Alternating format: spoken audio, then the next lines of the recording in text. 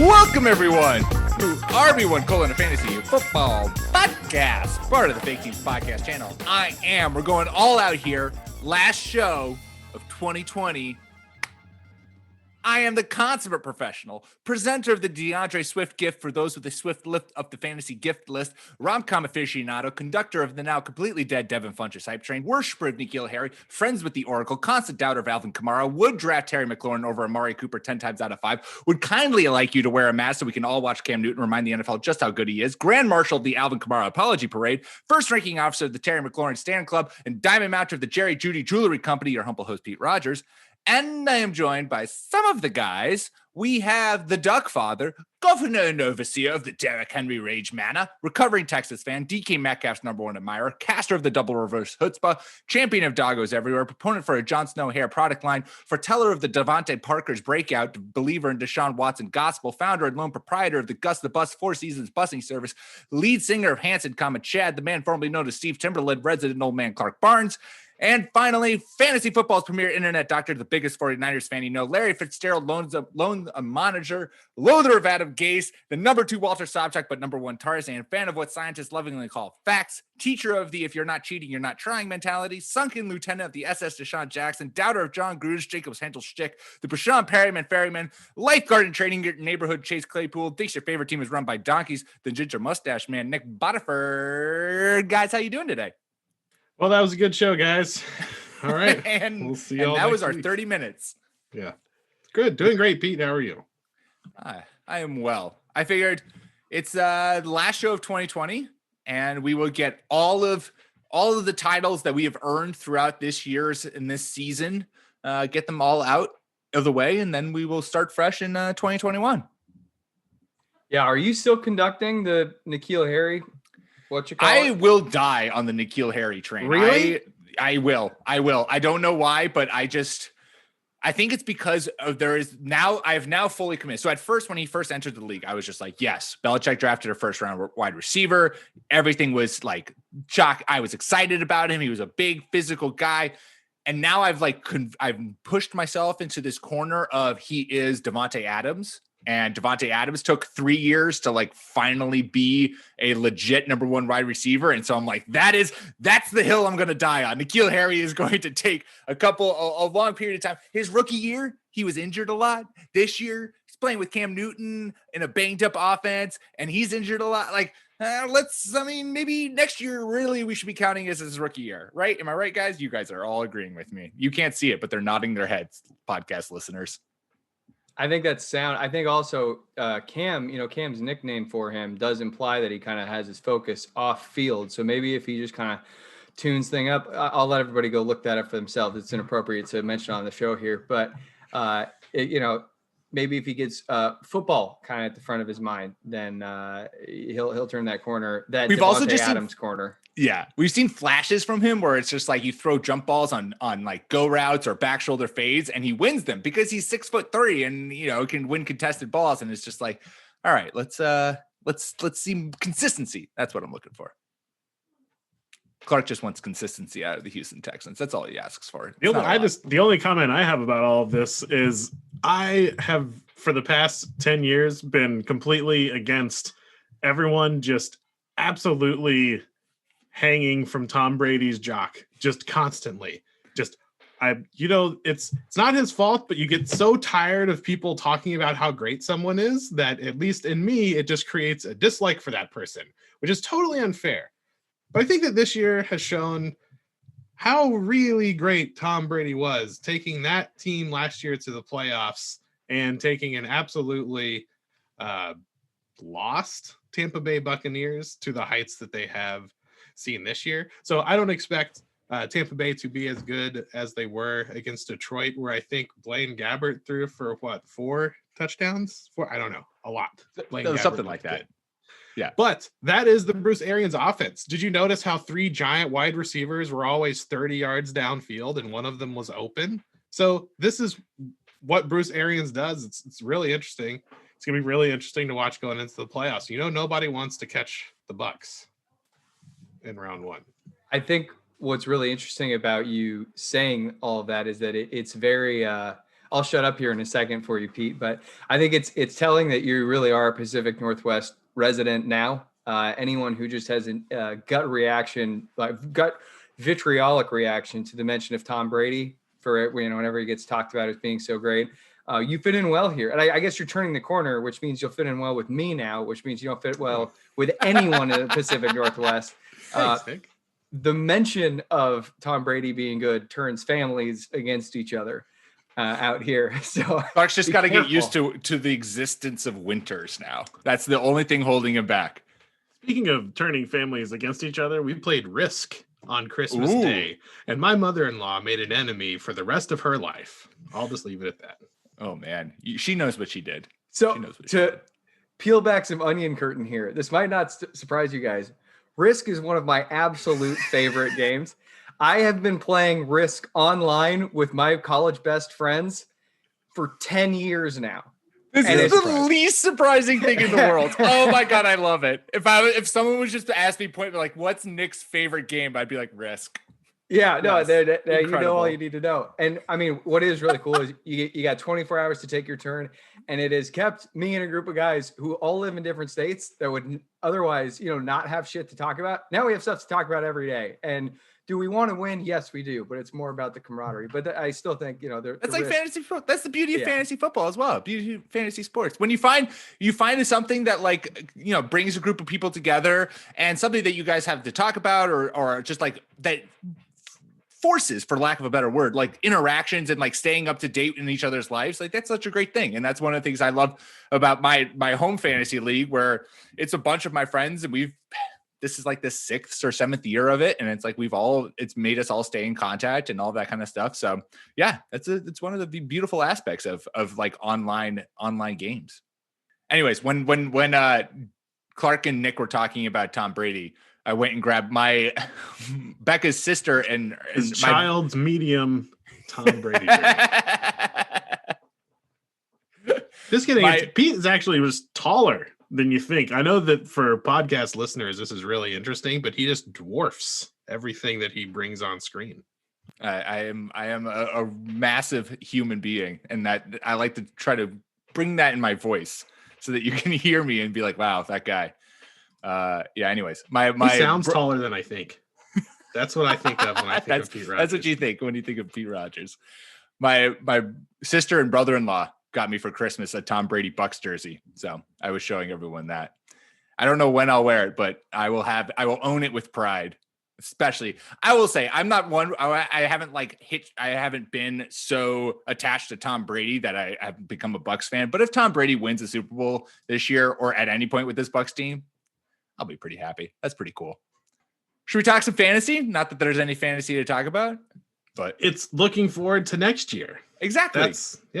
That's what we're here for. So yeah, we're going to talk some New Year's resolutions for ourselves, for NFL players, coaches, teams, whatever you've got going into 2021. And I can start us off. And I will say my first New Year's resolution talking about the New England Patriots is for Mr. Bill Belichick. And it is for him to go get Cam Newton some goddamn weapons so that we can see this Patriots offense actually provide some reliable fantasy value in 2021. We saw this potential at the start of the year before Cam had COVID, and something that I think people are forgetting about / aren't giving enough credit to. Julian Edelman got injured. Remember Julian Edelman? Remember how much of like a vital part of this Patriots offense he's been for the last decade? And he's been missing most of the time. And we wonder why this offense has struggled. We've talked about free agent wide receivers before, but the list, I've looked over this list. This list is incredible. Allen Robinson, T.Y. Hilton, Marvin Jones Jr., Will Fuller, Curtis Samuel, Juju Smith-Schuster, Chris Godwin, Kenny Golladay, Corey Davis, just to name a few guys. The list goes on. Also, how much do the Titans regret not picking up Corey Davis's option now? Anyways, there's also free agent tight ends, which is something that the Patriots could add. Just Bill, my resolution for you is don't go into 2021 with the exact same collection of skill players. Go get some actual legit talent here, and let's see what this offense could do in 2021. And from a fantasy standpoint, what you then now offer fantasy managers. Let me throw some names at you here, Pete, because I want to know what kind of receivers you think could actually make a difference for Cam Newton that that aren't like they cut Mohamed Sanu in season, right? And that's not a move that I would have really expected them to make, given the pass catching core that they had. So would someone like Willie Snead, is that like a needle mover for you? Do you think he would improve the pass catching core?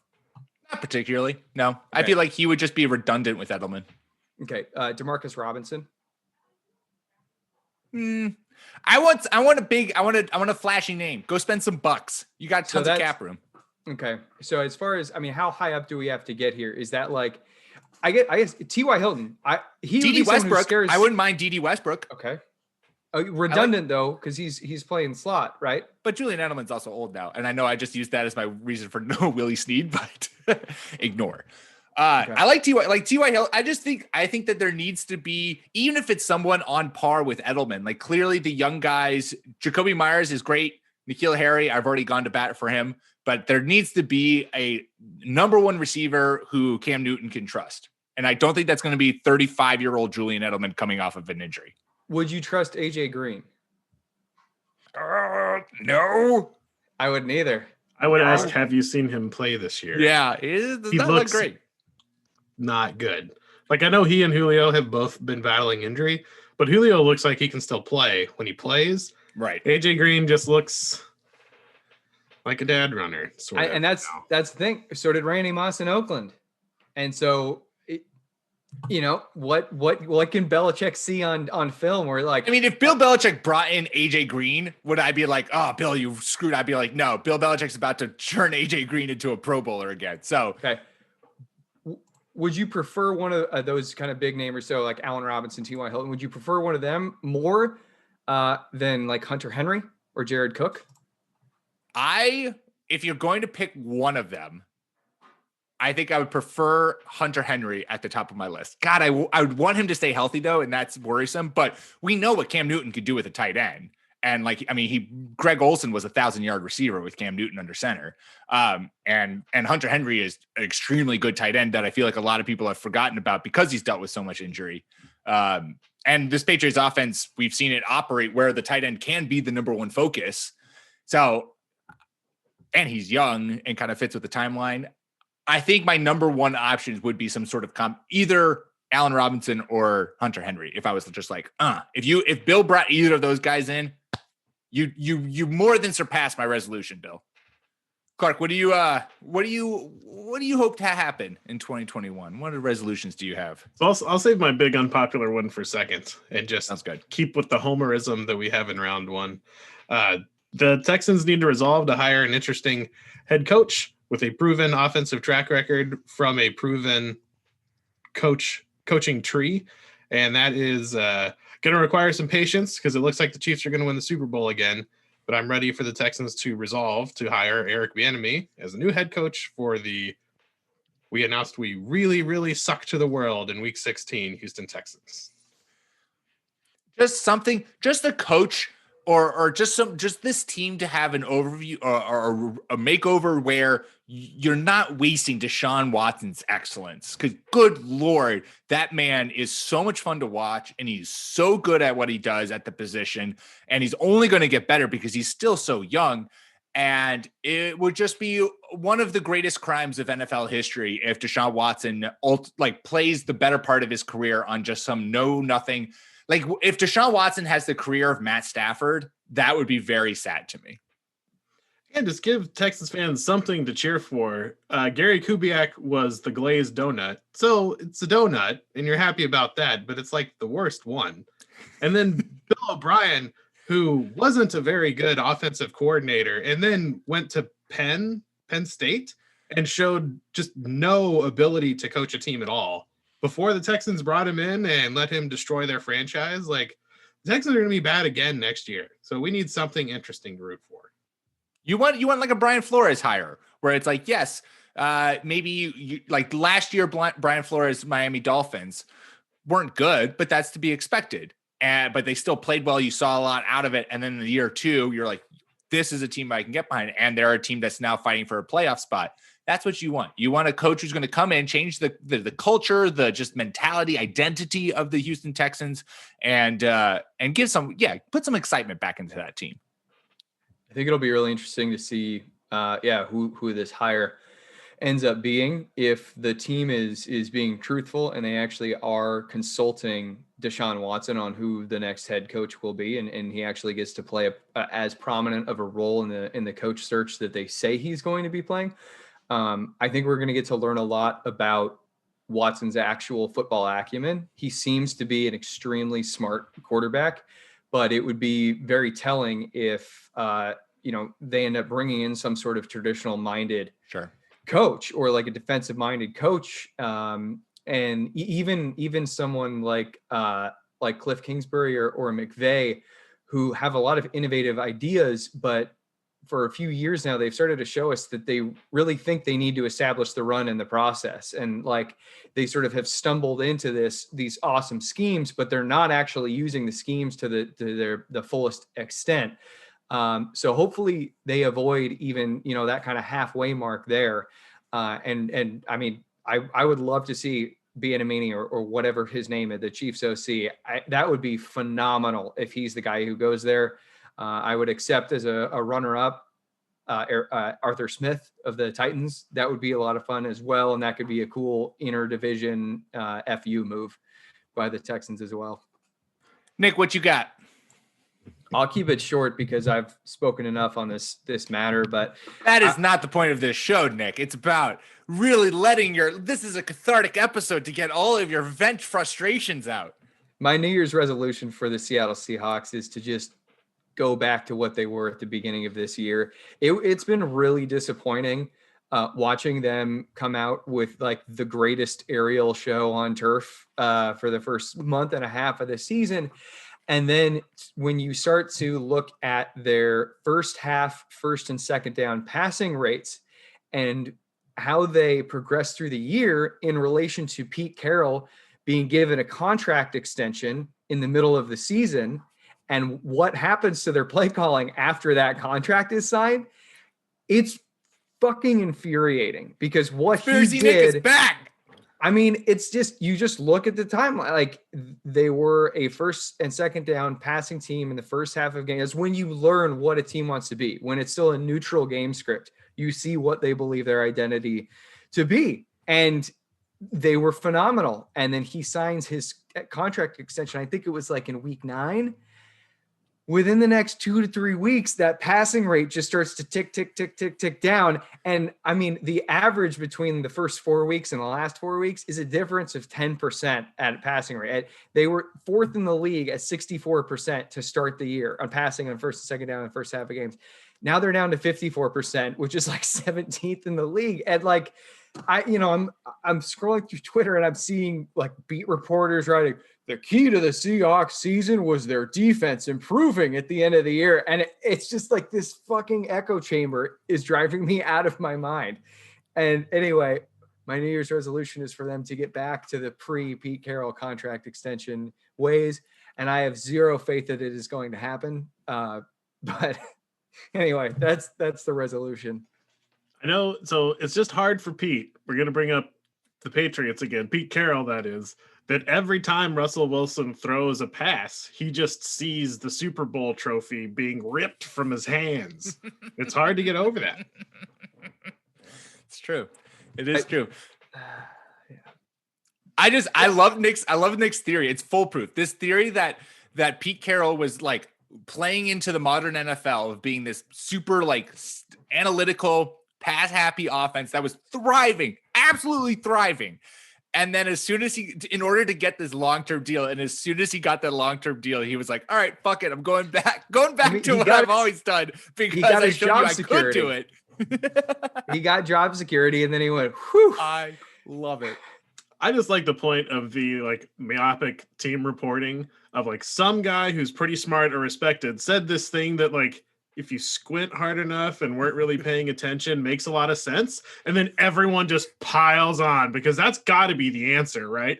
It's how you get things like, oh, we were talking to the coach, during this week before the game, and, they said they wanted to really do well on third down. Like, I've heard that a million times this year. It's like, no shit, you want to do good on third down. Like, what? That's like saying, we want to score points. Yeah, guys. No, and then you just hear it over and over and over again. Because all of these resolutions will come true, can I add an addendum onto yours, Nick, just to make sure that this also part comes true? I would I would like the Seattle Seahawks passing attack to figure out how to allow DK Metcalf and Tyler Lockett to both have great games. If they could figure out how both of those guys could just, I'm not asking for massive production. I'm asking for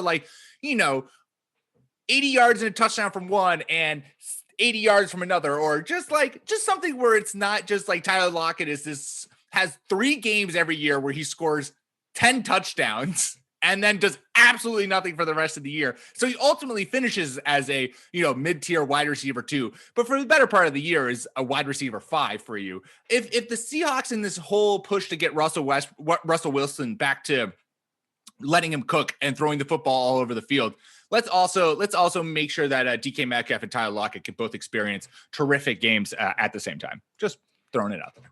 Yeah.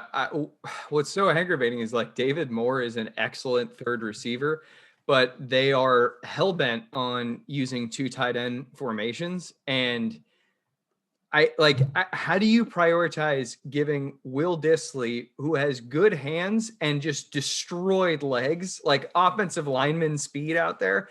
Will Dissly and Greg Olsen are getting snaps or fucking Hollister. He's not even that good either, but all 3 of these guys, they're using up 2 personnel spots on the field at all times at the expense of David Moore. And love it. That's how you win championships. That's how you win championships. Big, slow guys. I mean, all I'm saying is they let Russ cook at the goal line and he threw it away. So. And what's so funny is the way that happened. Bill Belichick talked openly afterwards. He was like, yeah, we were planning for that play because they only, at that point in time, they were throwing the ball at 88% clip when in 3 wide receiver sets. And this was the only time that they would pivot out of their goal line rushing was in this one formation. And they saw it. And that's how, what's his dick just jumped the route. And Malcolm Butler. Yeah. The Patriots knew exactly what was going to happen because Pete Carroll his mantra is, we're going to run the ball when they know we're going to. Well, what if they didn't know what you were going to do? What if that was part of the game plan? You would have had another Super Bowl and you would have been able to coast on Russell Wilson being on a $300,000 contract even more than you already do. Man, just seeing how much Sean Payton has coasted on his 1 Super Bowl win, I couldn't even imagine how much Pete Carroll would coast on 2 Super Bowl wins, back to back, within 3 years of each other. That would just be incredible. Pete Carroll would be set for life. It would be amazing. Here for it. All right, going to cut in for a quick ad break. All right, back to whatever it was that we were talking about. All right, my second New Year's resolution. This one is for Jerry Jones. Jerry, suck it up and pay Dak. Give him whatever he wants. This offense is too loaded with fantasy talent to be left in the hands of some cheap-ass quarterback you find off the free agency. I want to see Amari Cooper, CeeDee Lamb, and Michael Gallup all give me reliable fantasy numbers. I want to see Zeke back to RB1 status and an expanded role in the passing game. Give Dak what he's worth and let this offensive ride, baby. Or Nick shaking his head. Let Zeke be the RB1 on the ground. Tony Pollard be the wide receiver, be the running back wide receiver. Basically, let's this offense cook on all levels with all the talent it has. Jerry Jones, suck it up, open up the wallet, and go pay Dak what he's worth. So unsurprisingly, we have more than one person that wants to talk about where Dak should end up at the end of this year. And for me, it's the San Francisco 49ers. They've got 22 million in cap space. You made me the 49ers fan. Okay. I thought that was a negative response. No. If Kyle Shanahan got Dak Prescott, holy mother of God. Yeah. So they've got 22 and a half in cap space next year. The year after that, they're up to 84 million though. So they can make the deal at whatever cost they need to. As far as what Dallas should do, I mean, their contract with Zeke is just fucking criminal. They're locked into this guy. I mean, if they cut him next year, just next year alone, they're losing $24 million. I add the next year and it's up to $34 million. I mean, they're over $40 million in dead money if they cut him. And at this point, Tony Pollard is the better running back for today's NFL for what offensive coordinator Scott Turner wants to do. Make the counterpoint in a second, Clark. for what that team wants to do. They want a dual threat, talented pass catching back to lead the way. You've got a guy who played slot receiver half the time when he was in college at Memphis, and Pollard can be a better 2021 running back than Ezekiel Elliott can, in my opinion. So if they do roll with Dak, I think they got to try to get Zeke out of the building. But anyway, my New Year's resolution for Kyle Shanahan is that he should bring in Rain Dakota Prescott and let him reign in San Francisco. Love it. I will just prime it, and we should have this discussion in the offseason. So I was watching the Cowboys game. Zeke looks healthy again, which he hasn't looked like for most of the year. Granted, it's against the Eagles. It's like playing against the Texans. Lots of people look good against the Eagles. Tony Pollard is the fast and interesting back who breaks the huge plays, and that's awesome. And you should have part of that in your offense. But when you need 2 yards and 1 yard is blocked, having a back like Chris Carson or Ezekiel Elliott who can get that extra yard is also a game-changing play that just goes unnoticed because it's not a 75-yard touchdown, but continuously turning the ball over on third down kills your offense. So I think there's room for both of those. I think Zeke just had a bad year. And y'all will hear this all offseason that I am going to be let's invest in Ezekiel Elliott late in the first round when everybody thinks that he's done and that Tony Pollard is going to take a bigger piece of the action. I think the Cowboys they had a really rough year. It's a buying opportunity for Zeke, and Pollard is interesting. He should be more involved. They should use him more, but I still think Zeke is one of those transformational backs that can do everything. And while he's not as flashy as Pollard, he's a better running back than Pollard. But we can talk about that for months. That's what offseason's great. Yeah. That is what the offseason is for. It's for us to wildly debate and speculate. That's why they rhyme. A competent quarterback going to San Francisco. Oh, I don't know if I could contain myself. Oh, be still my beating heart. That would just be absolutely incredible. And the thing is, too, is that the 49ers, like, the offensive talent is there. It's not that like Dak is then going to you would have Deebo Samuel, Brandon Ayuk, George Kittle, Raheem Mostert in the backfield, Jeff Wilson Jr., who's like emerged at this, like, good God, man, with Kyle Shanahan calling plays. And I know, so I do a little bit of statistician work, and I know that this is not true, but also I like to play with my heart. Like, San Francisco is due for a season that is not robbed from them because 40 starters get hurt. Yeah. 100% true. Clark, what you got? So my New Year's resolution is for the NFL, and we need to stop rewarding bad performances and stop relegating young men to horrible working conditions, and we need to abolish the NFL draft. I second that notion wholeheartedly. The impetus of this was watching the Jaguars continue to be the Jaguars, knowing that they are likely going to get one of the hottest and most exciting college quarterback prospects that we have seen in years. While I don't follow college football very closely, I remember when Trevor Lawrence was like a freshman, people saying, just go ahead and lock it in. And people say that a lot, but then usually over the next 3 years, they'll have some bad games or get hurt or something. And it's just going to be just a disgrace that talent is going to go to the Jaguars, who've been in the league for 30 years, and they've been an absolute laughingstock for 25 of them. It's pathetic, and I hate it. Yeah, I have there's been so many better ideas proposed in terms of like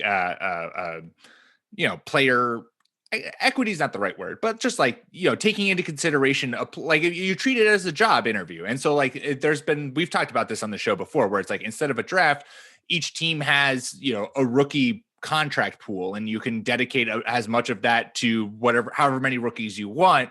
And so players can come in and interview. And if you want to spend all of your money there's a lot of propositions out there of how to replace the NFL draft. The bottom line is I completely agree with you, Clark, that the NFL draft should be abolished. It never will be, because it's such a moneymaker for them in terms of ad time and air time, and just it's become such a whole thing. But that being said, could you not do it something like, college football's signing day? Is that what it's called? Where high school players, or recruit commitment day?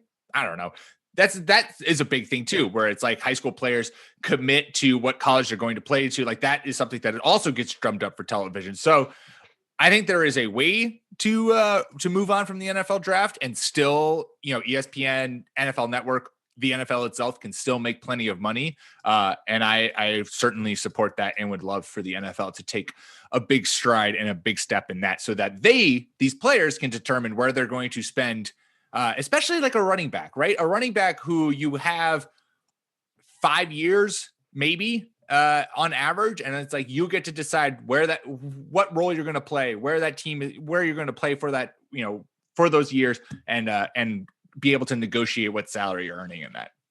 Yeah. I think that more than anything, I'm skeptical that the NFL draft being such a moneymaker would be the real driving force there, because I think like what you just said, Pete, you could create a signing day or a day when players are allowed to sign with teams. And you could host an event and there's players all over the place. And you could drum that out for like a month, for God's sake. I think the bigger issue, one, I do think that don't they normally host at like Radio City Music Hall or whatever? Yeah. So Tennessee probably have something to say about that. But I think the bigger issue is that they don't want players to have bargaining power. And when you remove an employee's ability to argue for any aspect of the contract that they're signing, or at least you reduce the parameters of it to you're our employee. Now let's work out the details. Yeah. They don't want that. And that's inherent in the American working structure. But so anyway, I'm very in favor of this, Clark. I would never pass on an opportunity to say the employee should have more bargaining power. Delightful. Anyone else have any just lingering resolutions or just lingering things they want to touch on to finish as we conclude the year 2020 and also the 2020 fantasy season? I'm just glad that we yelled a lot on our holiday episode. Feels homey. It feels fitting. Right? The new playoff structure sucks. Why? I don't like it either. Yeah. Like, you don't I'm like really the one team round by? Well, so I'm really leery of the NFL going towards the NBA route where half of the teams make it. There should be a reward for being good. It's like if 6 out of 12 of your teams in fantasy football make the playoffs, then the guy who consistently had the best team has 3 random chances to lose. It's like you should reward the good teams by not just letting anyone play. At least with the NBA and NFL, they play a series, but the NFL is so fluky that I don't know. Yeah. I don't like adding spots. Yeah. On that note, I would say abolish the divisions and maybe even the conferences. Like I could see conferences just the still being a thing. Best 16 teams or whatever. I think like even the best 8 and don't give anybody a playoff bye, like home field advantage. Okay, I could see that as being a reward, but the bye week, that is so insanely valuable. Like you have a full week to a lot of injuries can be healed in a 2-week span, and that seems like it's the most tilting thing out there. So anyway, I think shorten the structure, get rid of this. The NFC East having a representative is laughable, right? Like why are we doing that? Though. I love that there's a special subset of teams that you have to be more prepared for because you're going to have to play them twice a year. I think from a fairness perspective, you're totally right. That and at best, I guess a 7-9 team is going to go to the playoffs. Seahawks is disappointing. But I don't know. I like divisions. For fun, I see where you're coming from, and if you're someone who's inclined to support a team, fun, then okay. Then, if you enjoy fun, which we've established is not a Nick thing. He likes risk, for God's sake. I think it would be more fun to just see an ultra competitive, fair league like that. To me, I like screw. I'll have a new team that I root for every year because they're doing something awesome and I want to see that rewarded. And I think that that's really cool. And I think enlarging the pool that we draw from would create much better matchups come playoff time. That's fair. I would agree with that. And that's something that in the NBA they've been a lot of people have been pushing for too, to get rid of divisions and just do conference rankings once you get into the playoffs for that same reason. Well, I want to, before we wrap, I do want to say thank you to you guys, and Jordan's not here, but I will, the sentiment is still shared with you, Jordan. Thank you guys for doing this show with me each week. It marks the 4th season that we have done this show, and doing this podcast is easily my favorite part of the job. And that's because it's a ton of fun to talk football with good friends. And so thank you guys for another wonderful year. I always love doing this show, and you guys are what makes it so wonderful and fun. You're welcome. And thank you, Pete. Yeah. Thanks for always bringing the energy, Pete. Oh, stop. All right. Well, there you go. Last show for 2020. Hopefully your fantasy season ended well, or at the very least ended in enjoyment. Make sure you subscribe to the Fake Teams podcast wherever you get your podcast, iTunes, Spotify, Stitcher. That's how you'll not only get us, but also our fantasy baseball and fantasy basketball podcast. Make sure you follow us on Twitter at RB1 Podcast. Follow myself at Pete M. Rogers. Follow Clark at NFL Clark, and Nick at Ginger_Nick without a K. Don't think that because the fantasy season is done, we are done. We will be back at you next week throughout the entire off season. If you've never listened to this show before, we talk all the time, always and forever. Don't worry about it. Until then, peace.